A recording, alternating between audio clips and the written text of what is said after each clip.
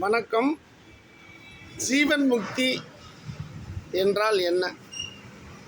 மாற்ற வேண்டியதையெல்லாம் மாற்றக்கூடிய சக்தி.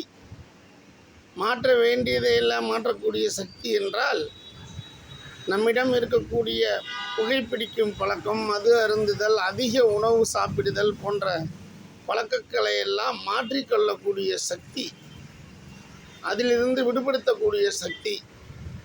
அதுதான் மாற்ற வேண்டாததை ஏற்றுக்கொள்ளும் புத்தி. மாற்ற வேண்டாததை என்றால் மரணத்தை நம்மால் மாற்ற முடியாது, அது ஒரு நாள் நிகழ்ந்தே தீரும்.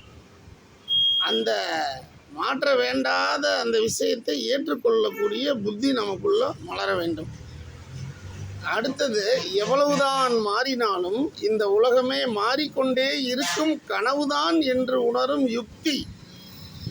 இந்த உலகம் பாருங்க, நேற்று பார்த்த ஒரு செடி இன்று சிறிதளவு வளர்ந்து மாறி இருக்கும்.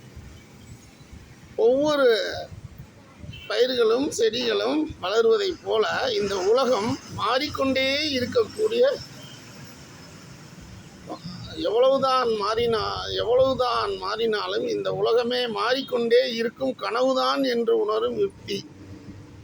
மாறாத ஒன்றின் மீது இருக்கக்கூடிய பக்தி, அதான் குரு பக்தி. இந்த நான்கையும் வாழ்வதுதான் ஜீவன் முக்தி. வணக்கம்.